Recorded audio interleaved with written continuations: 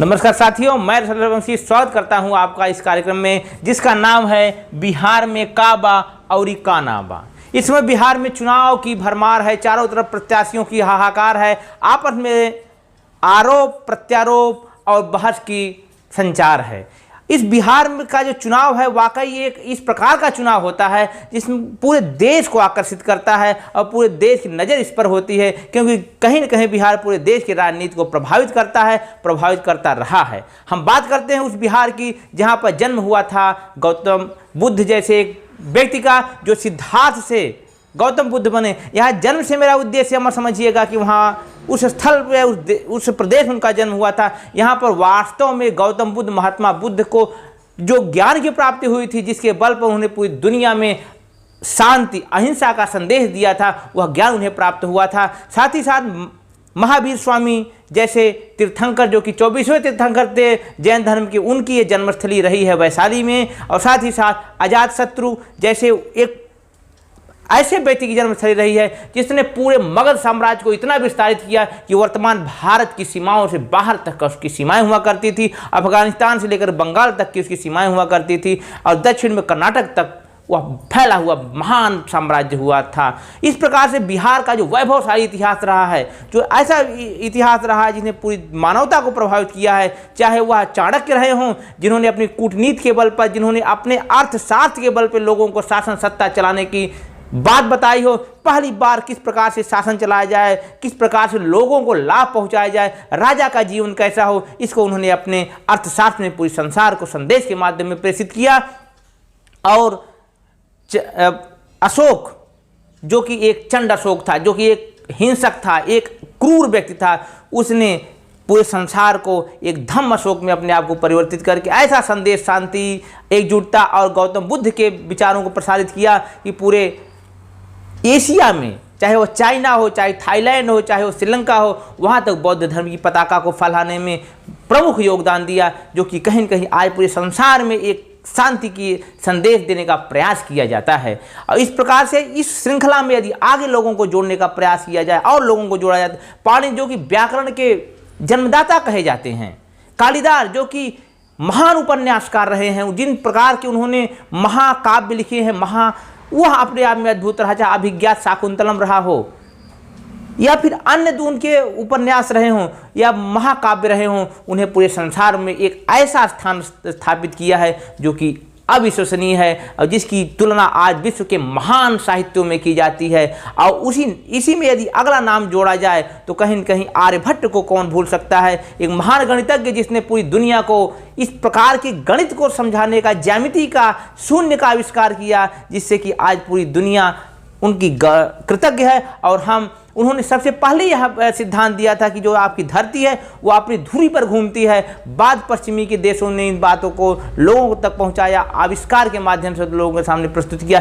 ऐसी महान बिहार की धरती में एक लंबी फहरिस्त रही है महान व्यक्तियों की, जिसमें मध्यकाल में शेरशाह सूरी ने पूरे भारत पे साम्राज्य स्थापित किया और 1540 से लेकर 1545 में जब उसकी असामयिक मृत्यु होती है, दुर्घटनापूर्ण मृत्यु होती है, तब तक पूरे भारत में उसका साम्राज्य, उसका वर्चस्व बन चुका होता है।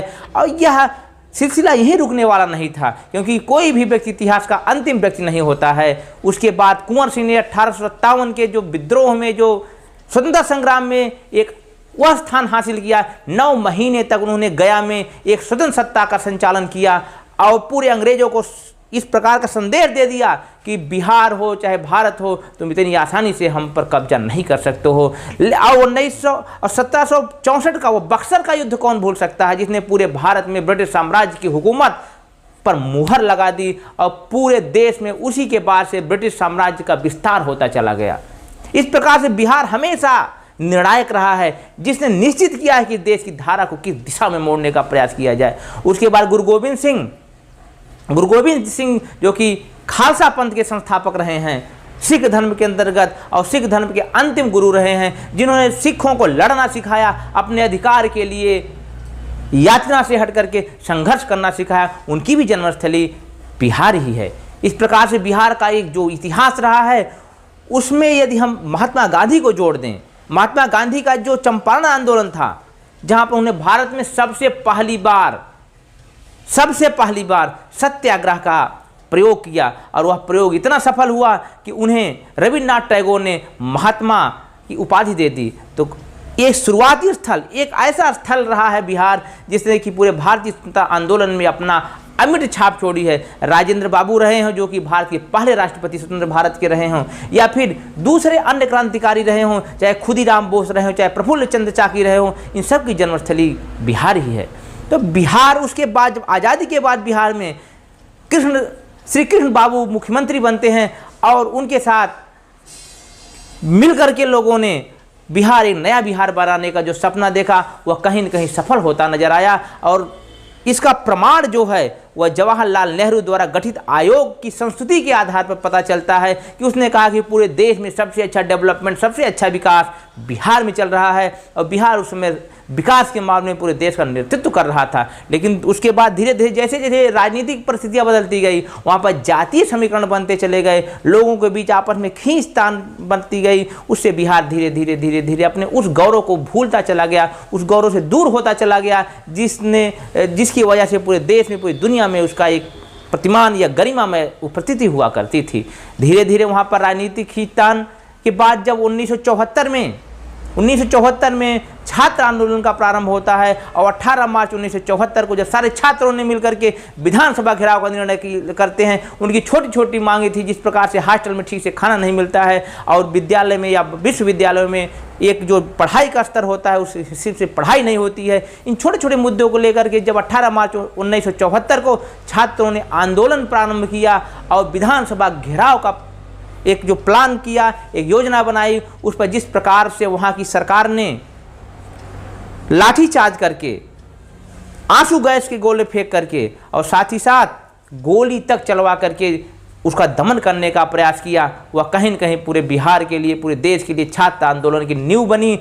और वही उसी नींव के आधार पर संपूर्ण क्रांति या जेपी आंदोलन को स्थान मिला और उसने पूरे देश की राजनीति को एक नई दिशा दी। ढेर सारे नए नेताओं का, युवा नेताओं का, या फिर एक नेताओं की ऐसी जमात खड़ी कर दी जो आज भी इस देश की दशा दिशा को निर्धारित करने में अपना योगदान दे रहे हैं। चाहे वो लालू प्रसाद यादव रहे हों, चाहे नीतीश कुमार रहे हों, चाहे रामविलास पासवान रहे हों, सुशील मोदी रहे हों, रविशंकर प्रसाद रहे हों।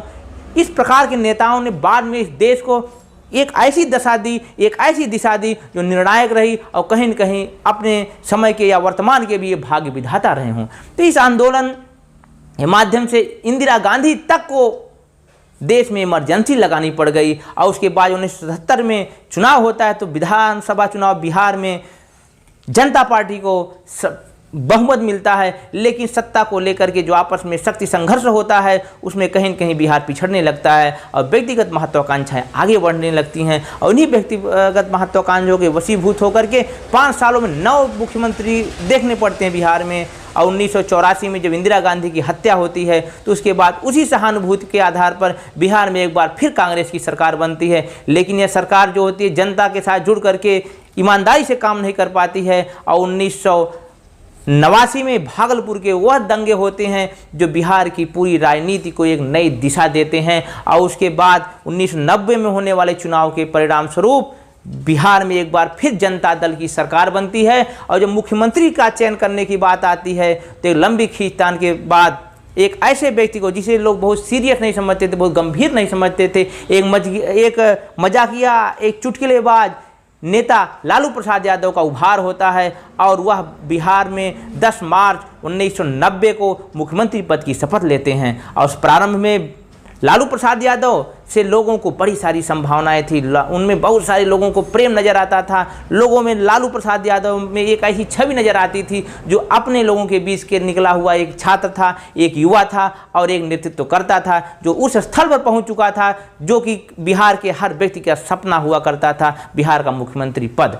प्रारंभ में लालू प्रसाद यादव ने अपने आप को बिल्कुल साधारण और बिल्कुल पिछड़े या फिर यूँ कहा जाए बिल्कुल सामान्य जीवन जीने का प्रयास किया और उसके फलस्वरूप उन्होंने मुख्यमंत्री आवास लेने से मना कर दिया और एक 2 कमरे के मकान से मुख्यमंत्री का कार्य प्रारंभ किया। लेकिन जब समय बदलता रहा, परिस्थितियां बदलती रही, उसी के साथ साथ लालू प्रसाद यादव की महत्वाकांक्षाएं भी बढ़ती चली गई। वह मुख्यमंत्री आवास में भी गए, विलासिता में भी गए और उन सारे वस्तुओं का उपभोग करना प्रारंभ किया जो कहीं न कहीं जेपी आंदोलन में, संपूर्ण क्रांति में अलाउड नहीं था, संपूर्ण क्रांति के सिद्धांत में नहीं था, संपूर्ण क्रांति की सोच में नहीं था। इस प्रकार लालू यादव अपनी सत्ता को बचाए रखने के लिए तरह तरह के तिकड़म करने लगे।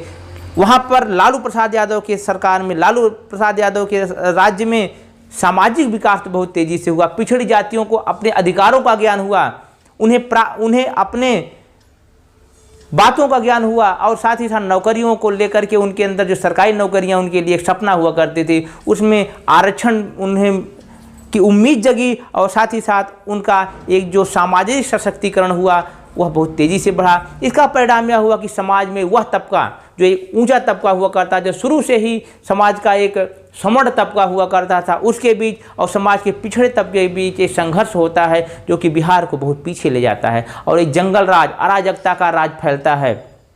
धीरे धीरे लालू प्रसाद यादव भी अपने मूल सिद्धांतों से हटते चले जाते हैं, और चारा घोटाला सामने आता है जो 1000 करोड़ का घोटाला होता है। इस घोटाले की जो डोर थी, इस घोटाले की जो पहुंच थी, वह मुख्यमंत्री कार्यालय तक पहुंचती है, और कहीं न कहीं से लालू प्रसाद यादव की जो छवि हुई थी एक पिछड़े और एक ईमानदार नेता की, वह बुरी तरीके से प्रभावित होती है, ख़त्म हो जाती है, और लालू यादव को गिरफ्तार होना पड़ जाता है। और जब वो जनता दल के अध्यक्ष हुआ करते थे तो ज़बरदस्ती उन्हें उस पद से हटाने के लिए दबाव बनता है, लेकिन लालू प्रसाद यादव कुंडली मारकर बैठे रहते हैं, उन्हें अपने पद से इस्तीफा देना स्वीकार नहीं होता है। तो 3 जुलाई 1997 को इस प्रकार से जनता दल की आपातकालीन बैठक बुला करके शरद यादव को जनता दल का अध्यक्ष बनाया जाता है। और लालू यादव भी बहुत मजे हुए खिलाड़ी थे, राजनीति के पारखी व्यक्ति थे, और उन्होंने 5 जुलाई 1997 को अपने आप के एक अलग दल का उन्होंने गठन कर दिया, जिसका नाम उन्होंने रखा राष्ट्रीय जनता दल।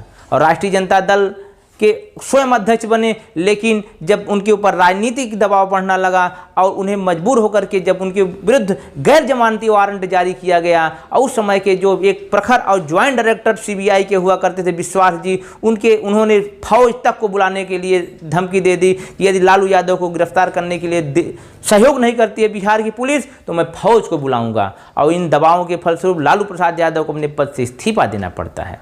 और इसके बाद लालू वह पैतरा चलते हैं जो अपने आप में एक ऐसा पैतरा होता है जो बिहार के लिए कहीं न कहीं बड़ी शर्म की बात होती है, और साथ ही साथ बिहार को पीछे ले जाने में उसका बहुत बड़ा योगदान होता है। राबड़ी देवी जो कि बिल्कुल अनुभव नहीं जिनके पास था समाज शासन सत्ता चलाने का, जो कि एक सामान्य गृहिणी का जीवन जी रही थी, उन्हें लालू यादव अपने हित में को आगे रखते हुए, बिहार के हित को पीछे रखते हुए मुख्यमंत्री बनाते हैं।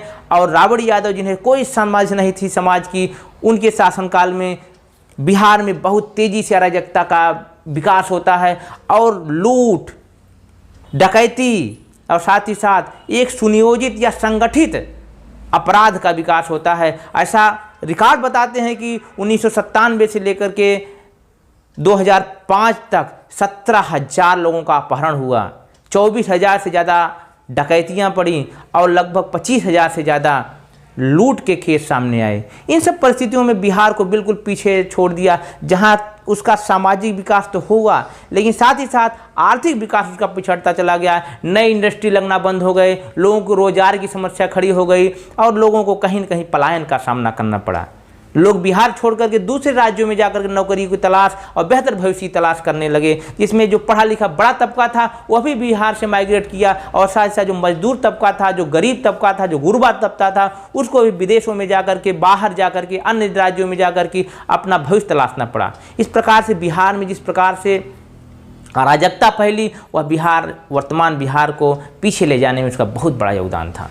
लेकिन समय हमेशा एक जैसा नहीं होता है, और समय बदला, परिस्थितियाँ बदली। 2005 के चुनाव में एनडीए को बहुमत प्राप्त होता है, और नीतीश कुमार बिहार को एक नई दिशा में ले जाने का प्रयास करते हैं। 2005 में वो मुख्यमंत्री बनते हैं, और उसके बाद से उन्होंने एक नए बिहार का सपना दिखाया, और उसमें काफ़ी हद तक सफल भी हुए। जैसे कि रिकॉर्ड बताते हैं कि 2005 से 2010 के बीच 68% अपराध के मामले समाप्त होते हैं बिहार से। और इस प्रकार से बिहार में एक इस प्रकार की बयान निकलती है, इस प्रकार की बात निकलती है कि बिहार को भी इस देश में अपना स्थान प्राप्त करना होगा। बिहार की जीडीपी जो 2004-05 में मात्र 2.6% थी, वह 2014-15 में 14% के जीडीपी को प्राप्त करता है और पूरे देश में नंबर 1 जीडीपी के मामले में उसे स्थान प्राप्त होता है। तो बिहार पुनः पटरी पर आता है। रोड, इंफ्रास्ट्रक्चर, पुल, नदियों पर पुल और साथ ही साथ बहुत सारी इंडस्ट्री का आगमन होता है। शैक्षणिक विकास का प्रयास किया जाता है। लेकिन जो पिछले 15 सालों में जो दुर्भाग्यपूर्ण तरीके से बिहार पीछे गया था, उसको पुनः अपना गौरव प्राप्त करने में एक लंबे समय की आवश्यकता पड़ने लगती है। जैसा कि आप जानते हैं, किसी चीज़ को मिटाना तो आसान होता है, लेकिन उसे स्थापित करना, पुनः उसको अपने गौरव को प्राप्त करना बड़ा कठिन काम होता है। नालंदा वाला बिहार एक बार फिर उठ खड़ा होने का प्रयास करता है, जो अपने शिक्षा के क्षेत्र में नए नए प्रयोग होने शुरू होते हैं, नए नए विद्यालयों का गठन किया जाता है। वर्तमान परिस्थितियों में बिहार भारत का मात्र 2 राज्यों में ऐसा भी राज्य है जहां पर शराब को पूर्ण रूप से बंद किया गया है। हाँ, चोरी छिपे वहां पर चलता है व्यापार शराब का, लेकिन सरकार की मंशा कहीं न कहीं इस बात को है कि हम बिहार को एक ऐसा बिहार बनाएंगे जो अराजकता मुक्त होगा और अपराध मुक्त होगा, जिसके लिए नीतीश कुमार ने बहुत सारे कदम उठाए हैं। बहुत सारे लोगों को, लगभग 24,000 लोगों को सज़ा दिलवाई गई पहले 5 वर्षों में, 2005 से लेकर 2010 के बीच। यह सिलसिला लगातार चलता रहा। बीच में 2014 के आसपास नीतीश कुमार यादव मोदी जी के प्रभाव को स्वीकार न करते हुए अलग होते हैं। 2015 का जो चुनाव होता है वह एक बार फिर उसी अराजकतावादी पार्टी जिसका नीतीश कुमार विरोध करते थे, आरजेडी के साथ मिलकर इलेक्शन लड़ते हैं और चुनाव में भारी बहुमत के साथ आरजेडी और जेडीयू की सरकार बनती है। लेकिन ये सरकार मात्र 1.5 वर्ष चल पाती है। इस खींचतान से आज ही जाकर के एक बार पुनः नीतीश कुमार को एनडीए में शामिल होना पड़ता है और बीजेपी की ये साथ मिलकर के अपनी सरकार चलाते हैं। सुशील कुमार मोदी पुनः उप मुख्यमंत्री होते हैं और बिहार को एक बार फिर रास्ते पर ले जाने का प्रयास करते हैं। एक छोटी सी संक्षिप्त चर्चा रही बिहार के बारे में। अब हम बात कर लेते हैं जो इस समय चुनाव होने वाला है। आपका अगला दौर का चुनाव 28 अक्टूबर को होगा, जिसमें पूरे बिहार के सीटों पर, उन सीटों पर चुनाव होगा जो उस दिन निर्धारित हैं। और मैं आप लोगों से इस वीडियो के माध्यम से अपील करना चाहूँगा, सभी बिहार भाई के वासियों को, सभी बिहार के दोस्तों को और साथ ही साथ उन सभी दोस्तों को जो इस वीडियो से जुड़ रहे हैं, जो इस वीडियो को देख रहे हैं, आप लोग बिहार के माध्यम से एक ऐसी सरकार का चुनाव करिए जिसमें ईमानदार, अच्छे छवि के लोगों को मौका मिल सके। साथ ही साथ ऐसे व्यक्तियों को आप प्रतिनिधित्व दीजिए जो कि जनता के बारे में सोचते हो, जनता के बीच से आए हुए हैं, जनता के लोग हों। जैसे मैं उदाहरण के रूप में आपके सामने प्रस्तुत करना चाहता हूं कि तरारी विधानसभा क्षेत्र से मेरे एक परिचित व्यक्ति हैं विद्यार्थी जी। आप लोग इस प्रकार के व्यक्तियों को चुनिए जो कि उनका मैं बैकग्राउंड जानता हूं, काफ़ी ईमानदार और काफ़ी संघर्षशील और एक मेधावी व्यक्ति हैं। उन्होंने राजनीति को बदलने का प्रयास किया, जमीन से जुड़े हुए नेता हैं। इस प्रकार से उन सारे नेताओं को जो आपकी कॉन्स्टिट्यूंसी से चुनाव लड़ रहे हैं, उनको आप चयनित कीजिए, उनका चुनाव कीजिए, जिससे बिहार पुनः अपने गौरवशाली परंपरा की तरफ वापस जा सके और एक नए बिहार जो कि पूरे देश का नेतृत्व करे, वह उससे आप जुड़िए। इन्हीं बातों के साथ मैं रसूलुल्लाह आपसे इस गुजारिश के साथ विदा लेता हूं। यदि मेरी बातें आपको अच्छी लग रही हों, मेरे वीडियो आपको इन्फॉर्मेटिव लग रहे हों, तो आप इस चैनल को सब्सक्राइब करिए, लाइक करिए और जन जागरूकता के लिए लोगों तक शेयर करिए। अधिक से अधिक तक मेरी बात पहुंचाने का प्रयास करिए, जिससे हम युवा, हम इस देश के जिम्मेदार नागरिक एक नई सरकार का, एक नई सोच का देश में गठन करें। इन्हीं बातों के साथ विदा लेता हूं। नमस्कार, धन्यवाद साथियों।